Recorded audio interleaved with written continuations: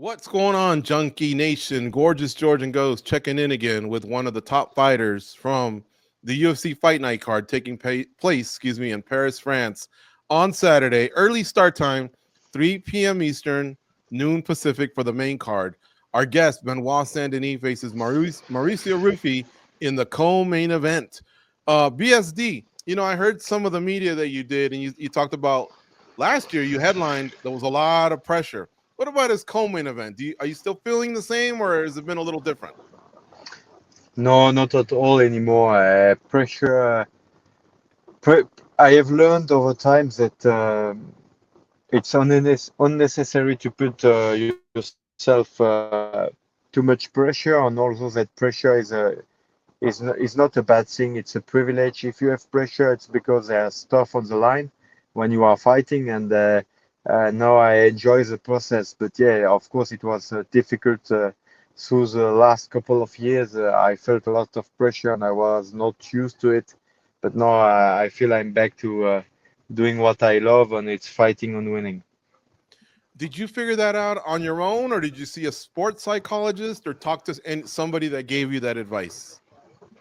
I think a bit of all the stuff together, but it's more the experience and over time. It's um, doing having a head coach that is with the same human value as myself, getting back to enjoying the training and the process, and stop watching too much stuff that is around the sports, and concentrate on yourself and getting a better fighter.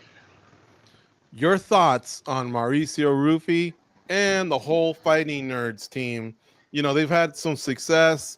They're confident. They're doing well, but they're going into your territory, Benoit Saint-Denis. They're going into Paris, France, and that crowd is loud. So you're gonna have a lot of backup as well. Yeah, it's a good team, and we want to show them that the Nicolas Hot team is gonna be better. I mean, Nassoum, on myself, on Gomis, we want to show the world that our team is very strong, and that MMA in France is very high level. Benoit, I wanted to ask you a little bit when George was talking about pressure situations and all that. I was thinking about your military background and how often does the things that you learned in your military background come into mixed martial arts, whether it's a physical thing or a mental thing? How much does it play into what you do? I think it has been helping me really strongly at the beginning of my career. I mean, I needed just 2 years after my MMA pro debut to get to the UFC. For example, even a guy like Ruffy, who I'm gonna face, um, started his career in 2016, so 3 years before me. In 2016, I never had a pair of mitts around my hands, so it helped me planning training, staying disciplined, and on knowing what I want. When we look at this matchup, we were all very excited when we heard about it.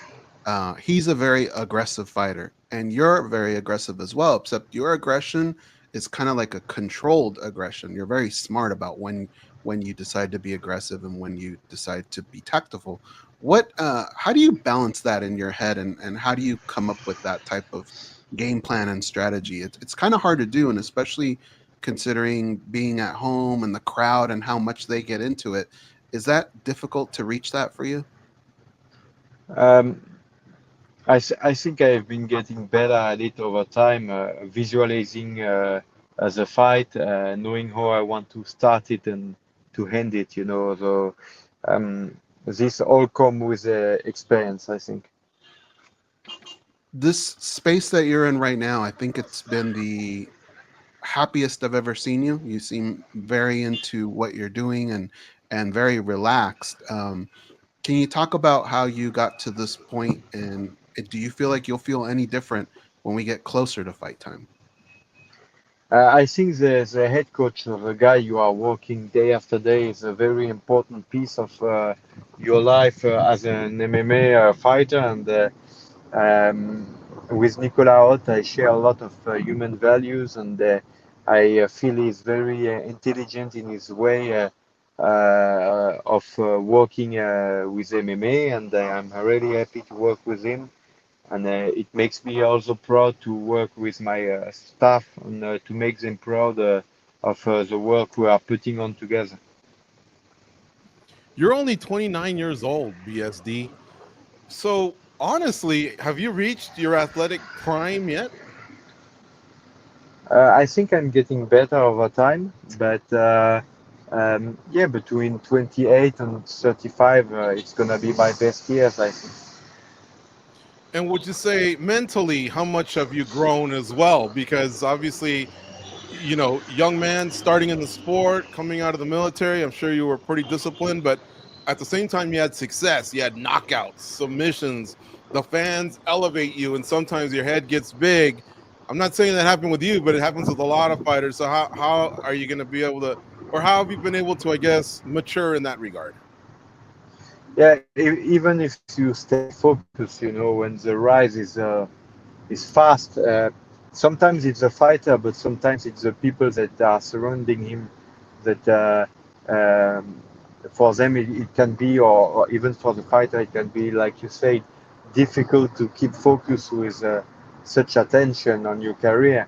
And it's over time and experience that you manage um, to get this pressure off and to stay concentrate on why you started this career. It's to become a champion and to get the best fighter and the best plan possible.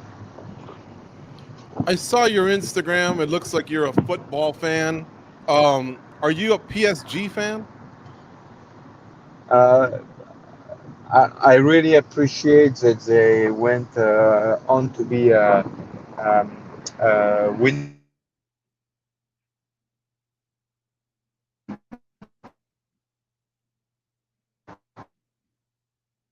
Champions League year. It's incredible. Only Marseille has done it a couple of dozen years ago. And yes, they did great, but I'm cheering for LOSC and Lens, who are two clubs of the north of France. But I'm more a rugby guy than a football guy. Mm. You know what I appreciate is the fans, the sports fans in France are crazy. They're fanatics. I only mentioned PSG because they had the Champions League success and all that, but the fans travel heavy. Do you think those fans can become MMA fans and lift the sport, continue to lift the sport in France? I think you will be wondering how much football fans are in the Bercy Arena.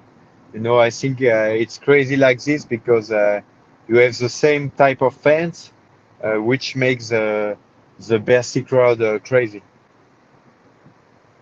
Benoit, the situation that you're in right now, a lot of kids dream of this moment, right? When you're little, you dream of having this fight at home and what's on the line here.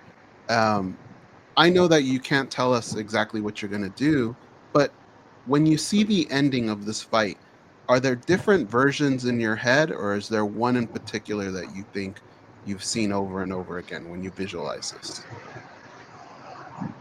To be honest, a couple of versions, but I think two or three way to do the job with the most efficiency. Benoit, last question. Most fans and MMA media, when they break down the fight, they're going to see Ruffy. I think he's got 11 wins, 10 finishes, all by TKO. If we look at your last 6 wins, 3 by submission, 3 by TKO, you have a more balanced attack. So would it make sense that the grappling is the key here to initiate, whether the fight ends with the hands or the feet or the grappling, but would the grappling be the key to initiating the start just to, I guess, show off the balanced attack, the balanced skills that you have? I think even on the feet there are stuff to show because obviously he's very great at a couple of things on the feet, but I do believe we can test him a couple of ways, and this is what we are going to do. BSD, our guest here on MMA Junkie Radio. BSD, I hope you have a safe weight cut and a great fight on Saturday. We'll be tuning in here Saturday afternoon in the United States. We're here in Las Vegas. Hopefully, when you come to Las Vegas, we'll meet you one day. But it's been exciting covering your career, and we thank your time for today. Thank you, sir. Thank you. Have a nice day. You too.